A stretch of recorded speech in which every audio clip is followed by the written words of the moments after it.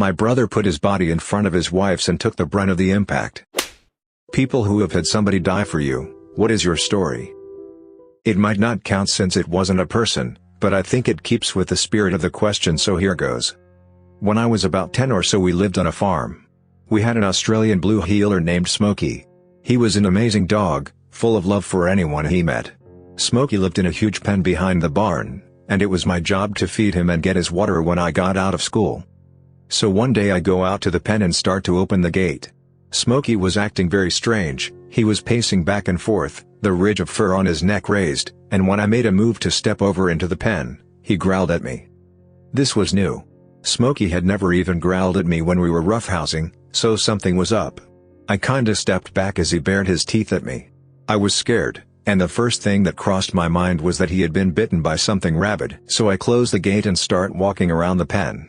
As I moved away from the gate, he trotted along the fence, tongue lolling, happy grin on his face. Just like always. At this point I was super confused, but decided just to push the dog out of the way and feed him whether he liked it or not. So I go back to the gate. Smokey follows, and once again as I made to step in, he starts growling. I was only around 10 at the time, but he wasn't a huge dog, so I kinda pushed him with my foot to get him out of the way. And Smokey bit me. He lunged up and bit me right below the knee. I was wearing jeans so it didn't break the skin, but I was scared of my old friend. I fell backwards out of the pen and then ran for the house. I told my grandma something was wrong with Smokey and that he had tried to bite me. She too was afraid of rabies, but since there weren't puncture wounds on me, she decided to wait until my dad got home to figure out what to do. He got off work about 2 hours after this happened, and immediately went out to the pen. He found Smokey dead, lying pushed up against the gate like he had been blocking it.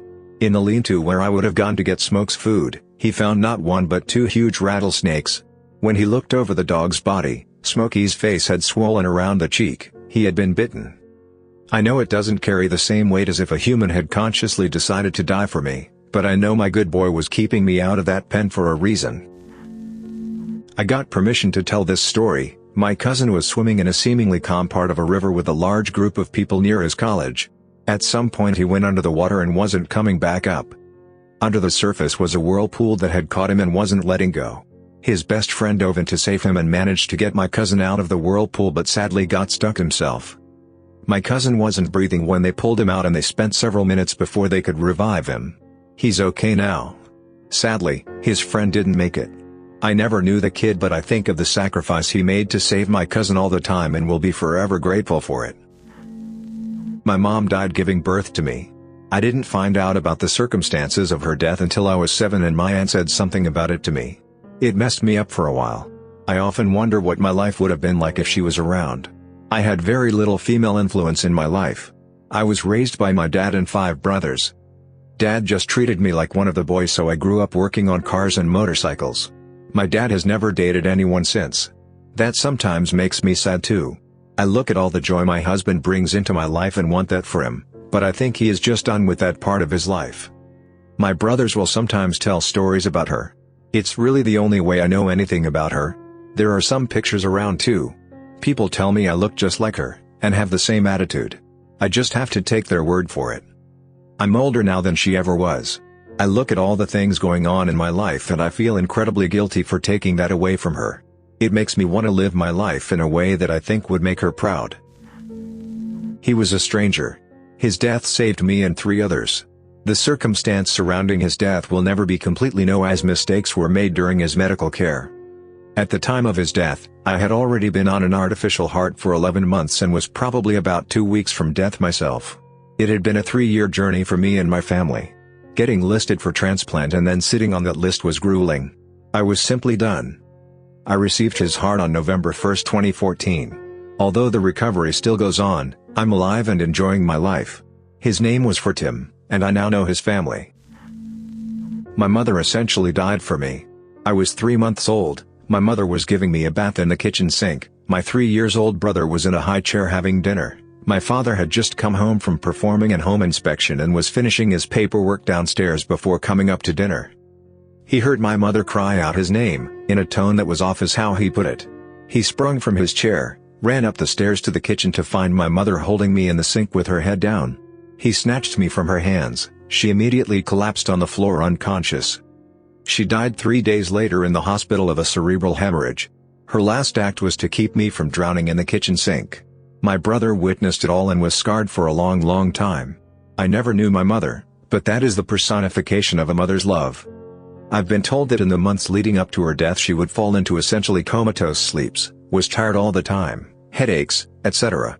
They chalked it up to postpartum and having a newborn and a 3 years old.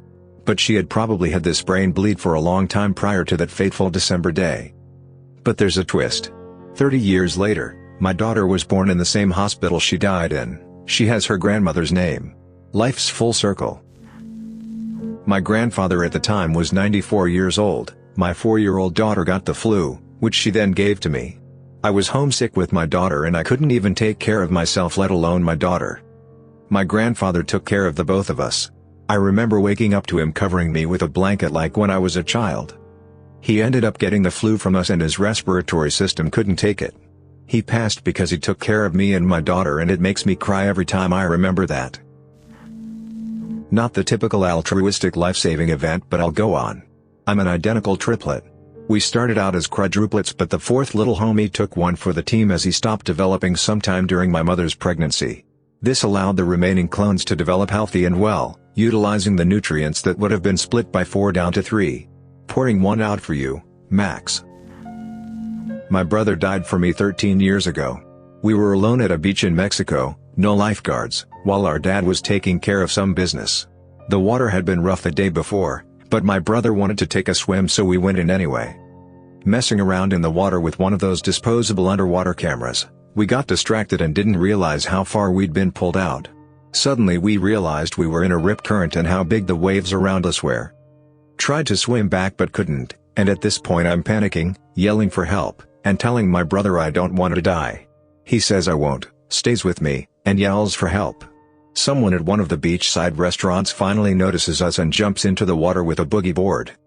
They swim up to us and tell us to hang on to the board. My brother and I are holding hands on the board, together. One wave later and we're ripped apart. That was the last time I saw him. I live for him every day. He was and is my best friend. We sold drugs, and let's call him Jay. I got into it to help him out, but it was my choice all the way. We were just kids, I was 15. On our days off, we posted up outside a liquor store and just hung out, talked about whatever came to mind. Maybe we had some customers pass by, put some work in, but that wasn't why we hung out there. It was quiet, nobody bothered us much, and we got to just chill. Apparently he had a reputation I wasn't aware of with some other crew, because one day I saw a car around the corner after sunset with no lights on. They didn't stop, but slowed down around the store and I thought, alright, sketchy customer, get the bags ready. Then the window came down and I saw the barrel stick out. I froze, but Jay was quick, got in front of me and brought me down while I just heard 2 shots, and then the car speeding away. I got grazed, but he got hit in his midsection, and in the head. He was a lot taller than me, so the headshot missed me completely. He didn't die immediately. I held him and called 911. I don't remember talking to the operator. I just remember looking at him and being able to tell the second he died. It really is a lights out moment where they just aren't there anymore. I've recently learned that the name for what I did after that was called keening. Moaning or screaming in response to someone's death. I just yelled and yelled, cried and screamed. It's been 12 years and I'm fine now, but I keep his memory with me and realize that we put ourselves in that danger, so I take more responsibility for the situations I put myself and my loved ones in. Not me, of course, but a family friend with his wife. His wife had cancer, but was treatable through chemo and stuff, and thus he was always in the hospital with her for the last 3 months being company for her, that he eventually lost his job because he just wanted to be with her. The wife didn't know any of this and just assumed he was given time off given the circumstances and such. Eventually, she did find out and boy was she angry at him. How you gonna pay for the house and the hospital bills when I'm out, blah blah blah. I was visiting her that day in the hospital that day when she found out. Anyway, she demanded the hospital to stop treatment that exact date, because she didn't want him to go to debt for her. She passed a week later surrounded by her family and friends. Everyone was giving the husband a hard time cause technically, she passed for his sake. He eventually was able to recover, but he is very much a recluse now and he blames himself for her death. When we were 7, my best friend's mom was at a bar not far from where we grew up. I guess a guy there was getting really rowdy and the management asked him to leave. As he was being kicked out, he drunkenly yelled something along the lines of "I'll come back and kill every person in this place." I don't think anyone took him seriously, but later that night he returned with a gun and opened fire on the people in the bar. Her mom ushered some of her friends into the kitchen to hide. She got them all into a pantry, but he came in and caught them. He shot her in the head and moved on to the rest of the bar. She died protecting her friends. A few weeks later, at a different bar in a different state, my friend's dad was shot and killed also. She was orphaned at 7 years old and was then raised by her grandmother. We don't talk about it very often, but on holidays like Mother or Father's Day I know I need to check in on her. Rwandan genocide survivor here. I lost my dad during the Rwandan genocide when I was 4 years old. He died protecting my sister, my mother, and me. The genocide was basically between two tribes, Hutus and Tutsis. My parents were each from different tribes. To make a long story short, both tribes were willing to take all of us in, but the nonverbal agreement was that the parent that wasn't from the appropriate tribe would be dealt with. Not wanting my mom to die, my dad chose to bring us to her tribe's side of the conflict, thus sealing his own death in the process. He was taken to some woods somewhere and he had his head chopped off. What always gets to me is my mom telling me how he silently cried as he was taken away. October 13, 2011, my aunt and uncle invited me to come down with them for a wedding party they were having at their house in Logan for one of their friends.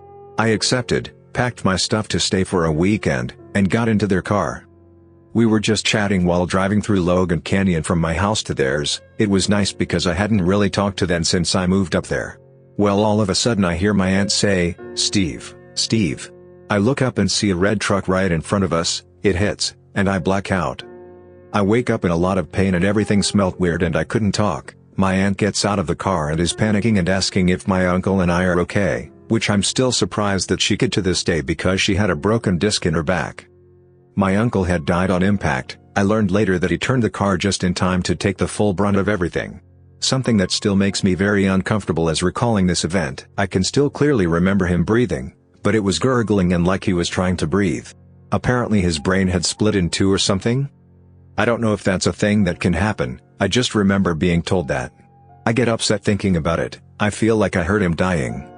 Everyone thought I walked out of there okay until a few days later my intestines burst because a portion of them had been killed. Though I walked out of the car with broken glasses and a bruised arm, somehow no broken bones. I have been suicidal for a couple of months when I was 21, I guess it's always been there, but some things in my life triggered it. I knew I didn't want to die, but something inside me was telling me it's the right choice and that no one really wanted me in their life. So I started to plan my suicide, without anyone knowing. Around that time, my sister-in-law got sick and passed away right on New Year's Eve, and suddenly I got 2 small children to care for. At first, I didn't know what to do. My plans were basically changed super fast. I didn't have time to think on what just happened. But these children changed me. I started to see that yes, I am worth something and needed, and nothing makes me cry so much than thinking of dying and leaving these kids with more death in their life. I don't know if it counts or not, but I was basically saved by these kids and their mom. My brother jumped in front of his wife when a maniac was trying to run them over. My brother was killed on November 15, 2015 in Eugene, Oregon, while on a weekend getaway. He and his wife had just finished breakfast and were walking back to their car to go back to the place they were staying. As they were crossing the road, a man in a Toyota Highlander who had just beat his parents with a baseball bat, killing the father and permanently injuring his mother, decided to drive into my brother and his wife at full speed. According to the police reconstruction and witnesses, my brother put his body in front of his wife's and took the brunt of the impact. He was killed instantly and my brother's body slammed into his wife, breaking nearly all her bones on the left side of her body. She lived. R.I.P. Mark. A truly amazing man, brother, friend, son, stepfather and husband. I was involved with some pretty sketchy people as a teenager, and was part of a skinhead crew for several years. I'm no longer a racist or part of that lifestyle. When I was 14, I was leaving a show with a friend and walking to the bus stop because neither of us had our driver's license yet. A few guys came and started hassling us because our clothes and look made it obvious what we were. When he got swung at, he fought back and they all piled up on him. I tried to pull one off and they turned on me, and got me down on the ground. He ended up pretty much wrapping himself around me to protect me. I don't remember much, but I had some head injuries and a collapsed lung from several broken ribs, and had trouble shielding myself. I lost consciousness and woke up in the hospital, where I find out he died because we were both on the ground being kicked with steel-toed boots for a long time before anybody intervened. Only a few people know the story, because I don't like sharing that part of my life, and most of our friends who knew turned on me when I left that lifestyle. His parents blamed me, and I don't even know where he's buried because I was in the hospital during the funeral. The insane part was starting my freshman year of high school a couple months later like nothing had happened. Thanks for listening to Radio TTS. Hit the subscribe button and activate the notification bell for more videos like this. Please share your own stories in the comments below, and let us know if someone died for you or for someone you know.